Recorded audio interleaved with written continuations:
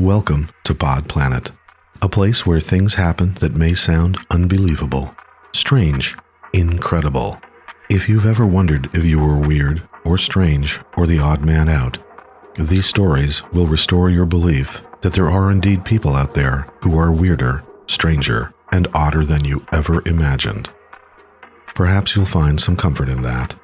Bear in mind, every story from Pod Planet is between 83 and 100% true.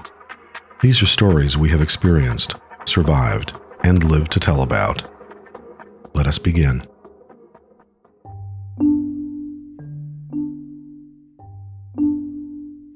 And now, Pod Planet presents Runaway Molly and Bronco Bob.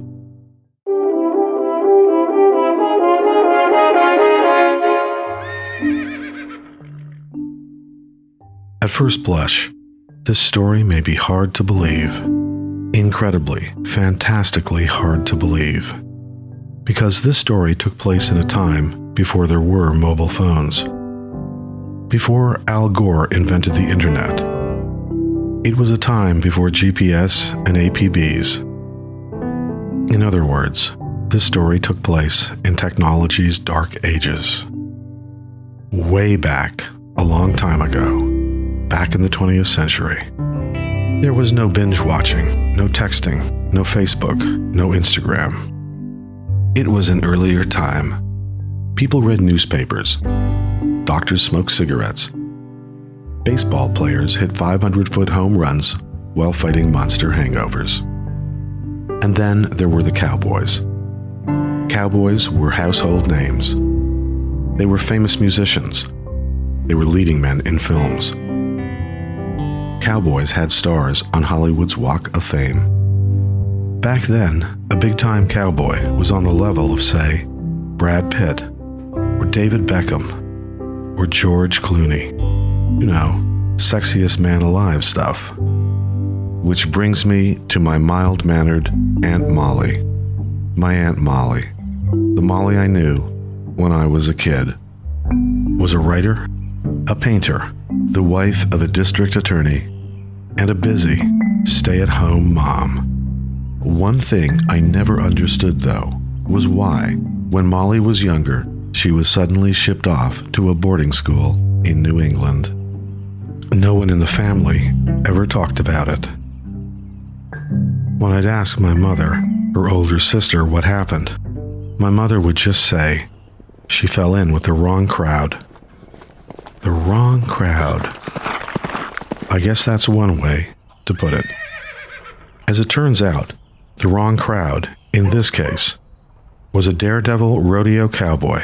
They called him the Crown Prince of the Cowboys.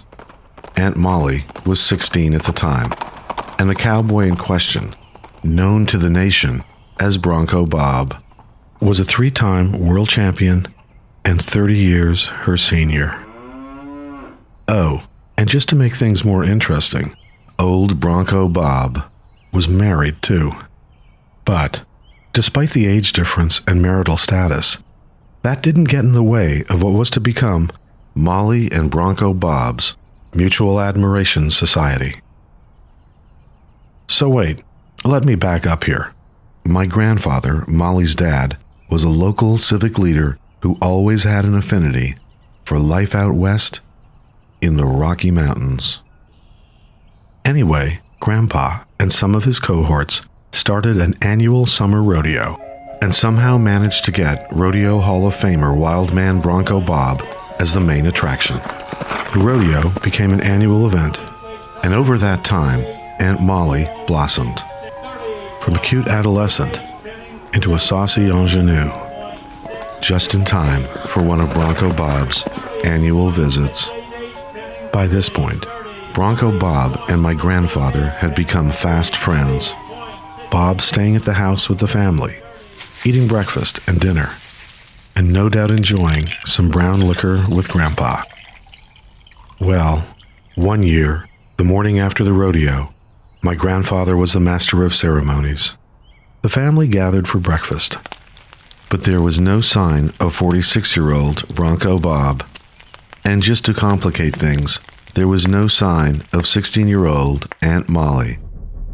Turns out, 16-year-old Molly had skedaddled in the middle of the night with a 46-year-old married world champion bronco buster riding shotgun in his truck, towing Bob's rodeo horses, Rasputin and Jimbo, in a trailer.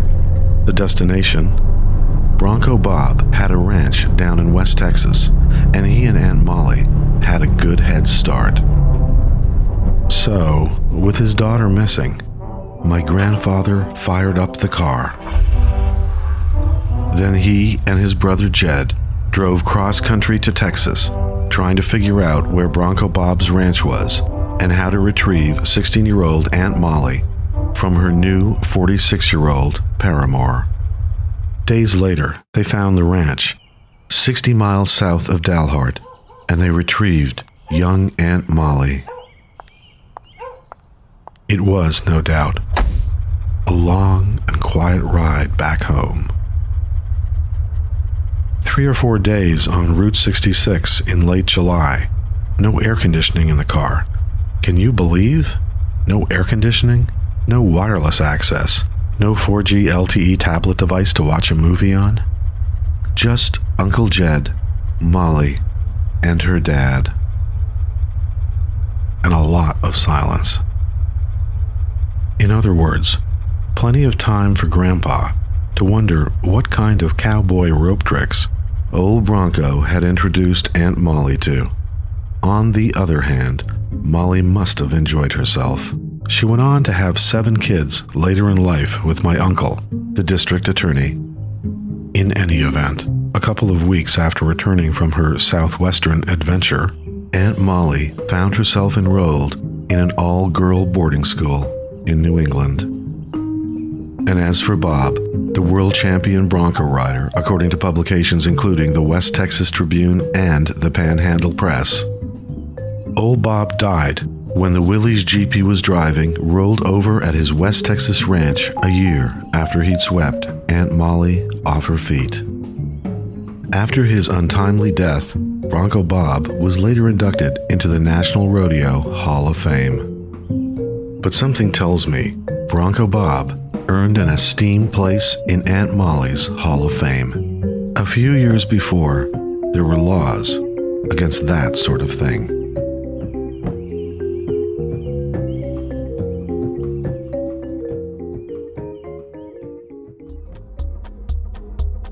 You've been listening to Pod Planet Season 1. Pod Planet is written and produced by Peter McHugh and Clive Desmond. Audio and digital support for Pod Planet comes from Oliver Wickham and Aidan Vickery, 2 of the best and brightest young minds in audio today. Theme music for Pod Planet Season 1 was composed and produced by Richard Sutty, aka Telegraphy, from Detroit.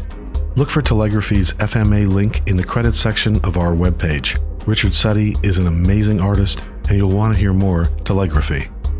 Every Pod Planet episode contains some fantastic original music, much of which is courtesy FMA. If you'd like to hear or know more about the composers from this or any episode of Pod Planet, look for their links in the episode credits section of our webpage. These musicians are amazing, and you'll want to take a listen to their work. And special thanks again to FMA.org. And if you haven't subscribed to Pod Planet yet, subscribe now. Go to our webpage, podplanet.org, Podplanet's one word, and click on subscribe or hit follow on whatever podcatcher app you're using. You'll find Pod Planet on Stitcher, TuneIn Radio, SoundCloud, iTunes, Libsyn, YouTube, and many others. And follow Pod Planet on Twitter, Facebook, and Instagram. Links on our webpage. Pod Planet is part of PRX, the Public Radio Exchange. So if you're a radio station that would like to add Pod Planet to your schedule, look us up at prx.org. PRX can set it all up. We love to hear from listeners, so please leave your thoughts or questions in the comments section on our webpage. And be sure to recommend Pod Planet to your friends. Send them our link, podplanet.org. Pod Planet would like to thank Lydia, Lola, and Tattoo Sound and Music in Toronto, as well as extra special thanks to Monique Kelly for her guidance, insight, and never-ending support. This is Pod Planet Season 1. We'll be back in 2 weeks with a new and startling episode. Until then, on behalf of Peter McHugh and the whole Pod Planet team, thanks for listening. I'm Clive Desmond.